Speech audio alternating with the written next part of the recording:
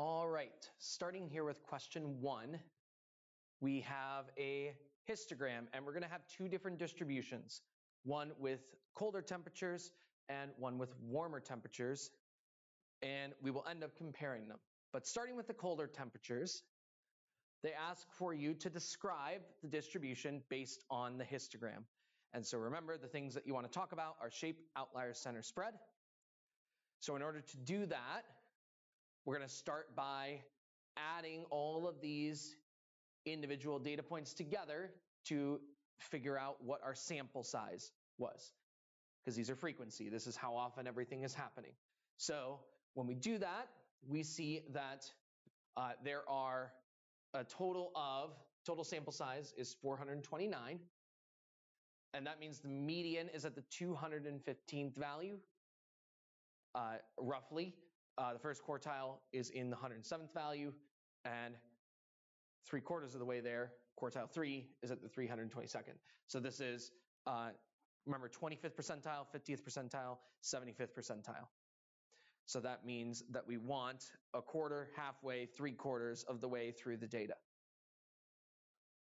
And if we look at our histogram and count up our values, so we have 1 and 1 and 1 and 13 and 12 and 15 and 40, and we're looking to get to that 107th value. It happens between 10 and 11, somewhere between 10 and 11. And the 215th value happens in the next block of data between 11 and 12, and the next block of data gives quartile 3. So that gives us enough information to talk about center and spread. And we're using the quartiles and the median since the distribution is skewed. Distribution is skewed to the left. We're going to use the median, and we're going to use the IQR because they're more resistant to potential skewness and outliers. So medians between 11 and 12, IQRs between 1 and 3, depending on where those quartiles are. We don't know exactly where they are, so we're estimating around where the interquartile range. And there are potential candidates for outliers at the low end of the distribution. And where they are and how many of them depends on exactly what the IQR is. But you want to make note of the fact that these values down here, depending on where they are, could potentially be outliers in the data, especially the value between 2 and 3. So that is part A.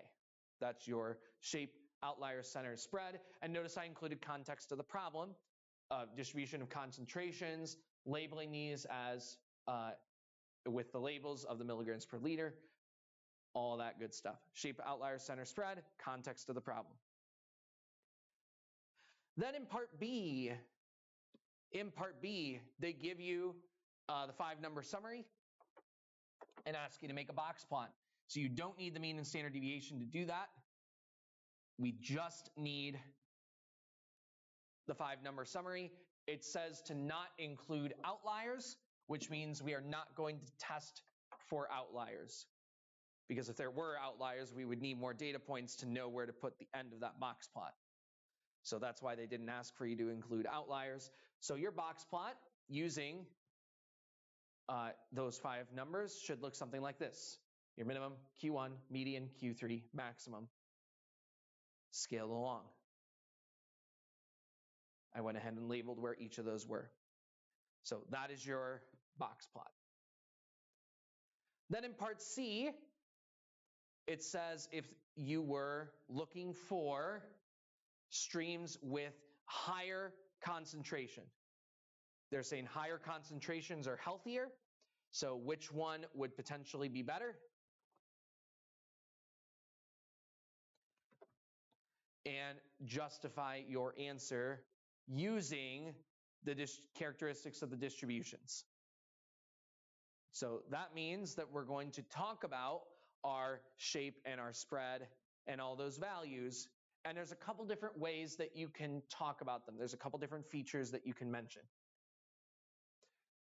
So here I chose to mention a few things. You don't necessarily need to talk about all of these things, but here's some things you could talk about. But generally, hopefully you can come to the conclusion that the colder temperatures would be preferable for higher concentrations. So one thing you can point out is that the median is much lower at warmer temperatures, which means it's higher at colder temperatures, which is what we want. Can also show where the interquartile range is. That the interquartile range, the quartiles are between those values, being between those values, like Q3 being 6.12.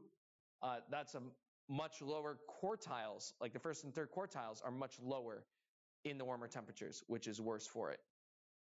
So that's another reason the colder temperatures might be preferable. And we found those quartiles in part A and used the quartiles to make the box plot in part B. Another way you can approach it is by talking about quartile 3 is 6.12.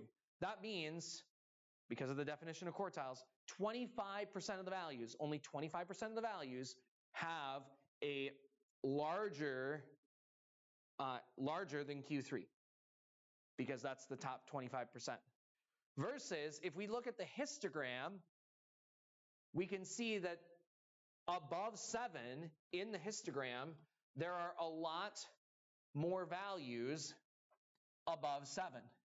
And so I went ahead and totaled those up and compared with the 25% at the warmer temperatures, there were 96% of the values that had those higher concentrations, which results in healthier. So that's another data point you can cite. You can cite that the quartiles, between the quartiles are 25% of the data, and use that to compare it to the proportion in the histogram. And that's what I'm doing at the end there. So whatever you approach, you just need to make sure you're using data to justify that response. On to number 2. Number 2 focused on experimental design.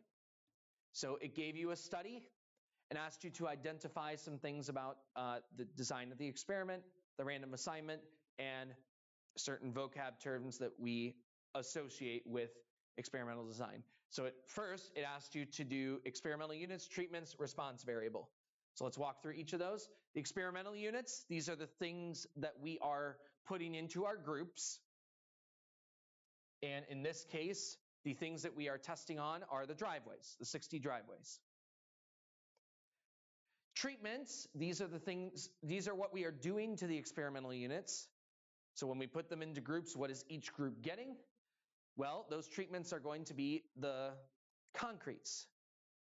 So one with fiber and one without fiber. Those two different concretes that we are actually testing for, those are the two different treatments. And then the response variable is, what are we trying to measure about the driveways? So those with and without fiber, what do we think that they'll have an effect on? What do we think they'll respond to? The severity of the cracks on that scale from 0 to 10. So those are my experimental units, treatments, response variable. Then in part B, you were asked to give an appropriate method to randomly assign to the treatments. So we are going to walk through, and it just asked for a random assignment process. So we're just going to choose completely randomized design, which means we're randomly going to put 30 in one group and 30 in the other.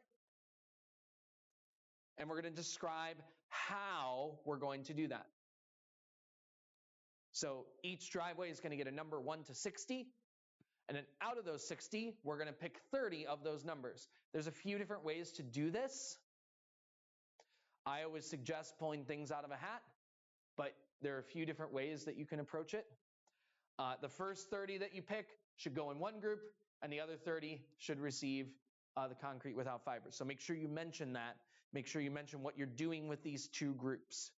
You're randomly assigning them to the two groups, but then one group is going to get the fiber, one group is going to get the not fiber. And so a couple different ways that you can talk about the random selection process. You can randomly pick things out of a hat, use random INT on your calculator to give numbers 1 through 60, random number table, deck of cards. If you're using a random number generator or a random number table, make sure that you have talked about what you're doing with repeats and what you're doing with numbers outside of the range that you get on the table. So for example, when I use the table, I would say that you would use the numbers 0, 1 through 60. And if there are repeats, we're going to skip them. If there are numbers outside of 1 through 60, we're going to skip them. But just making sure you're mentioning it so that the idea, remember, is that each group of 30 should have an equal chance of happening. And in part C, we ask, what is the point of randomly assigning? Random assignment is a form of determining causation, determining whether that variable is actually the one that is having the effect on the response. So in the context of this problem, it's allowing us to determine whether there's any difference that's actually due to the fibers as opposed to some other variable that is going on. For example, location of the houses. If we all do houses on the same blocks, then the maintaining may be due to the foundation of that street as opposed to the concrete with the fibers and without the fibers. So that's why we randomly assign the driveways, so that we make sure that the thing that is actually changing between the two groups is just the fiber and not other factors being thrown into play.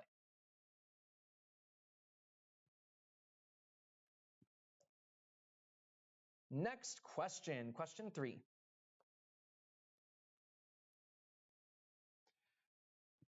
This was your probability question. It gave you a probability distribution of the table and asked you to work with that table and work with expected value and understanding what happens with expected value and what expected value tells you. That was the outline of this question. Based on the probability distribution, first off, calculate the proportion that contain $1. So if you're doing that, you're given all the other probabilities. And remember that on these tables, the probability should always add up to 1. Therefore, we can take 1 minus the rest of these probabilities and find that 0.68 is the probability that x equals 1. 1 minus the rest of the table. Then it asked you to find the proportion that contains at least $10. So at least 10 means we want values 10 and above. So that means we want to take all of these values in the table and add them together, and that gives us 0.12.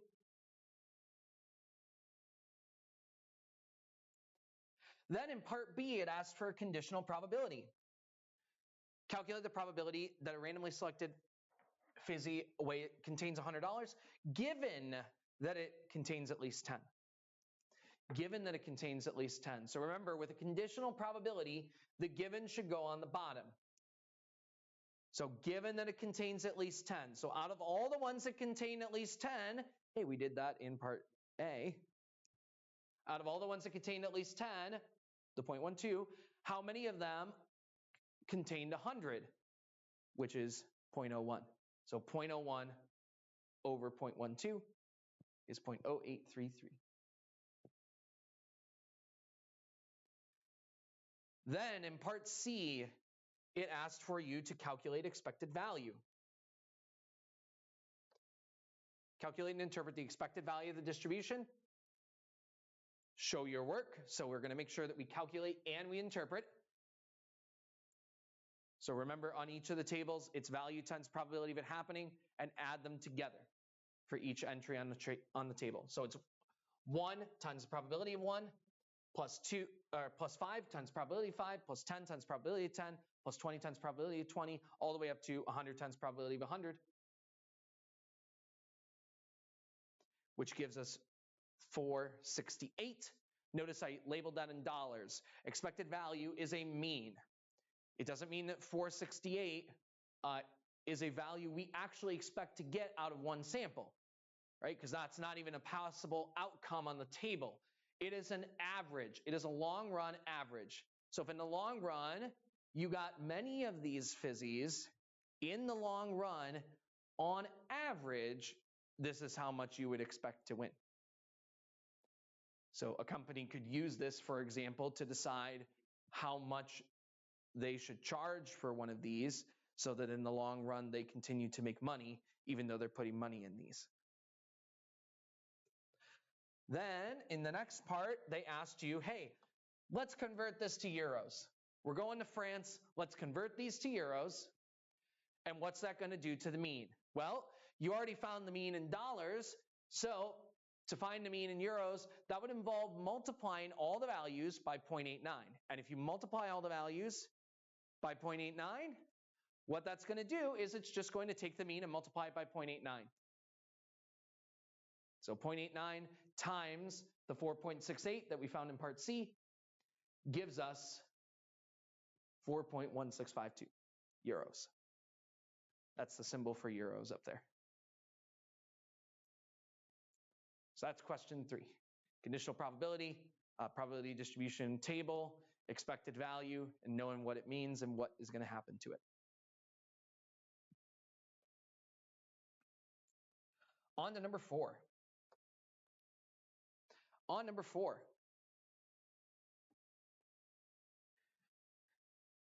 Now, it phrased this in kind of a weird framing with week 2, that they didn't take either supplement. But week 2 is not as relevant towards how the study was designed. The basic idea is that each patient takes both treatments, and then we're keeping track of the difference between those treatments. So this is a matched pairs design because the same patient is getting both treatments. So they're acting as their own pair. So that's why they give you the distribution of the difference in their scores and give you the variable of the difference in their scores. So because this is a matched pairs t-test, we're going to use one variable, and that variable is going to be the mean difference. This row of the table and this box plot. Those are the relevant pieces that we're going to use.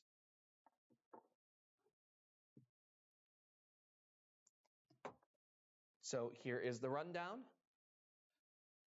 Here's your null and alternative. We're going to define our variables.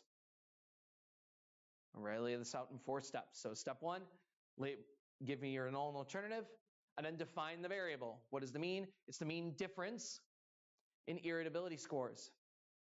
Placebo minus omega-3. The reason it's greater than is because we want it to decrease the irritability. Right? Makes sense? We want it to decrease the irritability. We want the irritability to go down, which means that the placebo scores should be higher than the omega-3 scores, which means placebo minus omega-3 should be positive. So that's why our mean is greater than 0. We're given that direction by the fact that we want to decrease those scores. Defining your variable. Then step 2, we're using a paired t-test or a matched pairs t-test. And then we're going to check our conditions. Random. It did say that we randomly decided in week 1 which one they got first. So the order that they got the treatments was randomly decided. That's the random process there. Don't put simple random sample. It was not a simple random sample. Normal. Now, usually we check for normal by checking if n is at least 30 from the central limit theorem. But here we can't do that because 19 was less than 30. This was why they gave you the box plot. You would want to check the graphs and see if there are any clear departures from normality.